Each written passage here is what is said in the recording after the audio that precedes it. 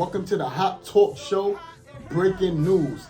I have a special announcement to make that May 22nd, we are coming back with a fire episode.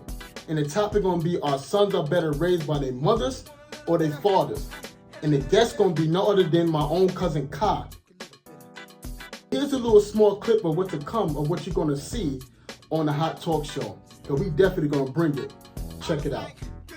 And I'll tell you, my father, I'll be a different nigga. You don't know that. More confident. You don't know that. It was written already that you wasn't supposed to be your father. Whatever happened, happened. Exactly. So how you gonna sit here? So how you gonna sit here and say? So how you gonna sit here and say, if I had my dad in my life, if it was a fifth, it'd be tough. If it was a fifth, it'd be tough. Reality. You talking about nature. You talking about reality. You didn't have a dad. You didn't have a dad. And look at the man you are today. A great man. Are you a bad man? I got issues. Are you a bad man?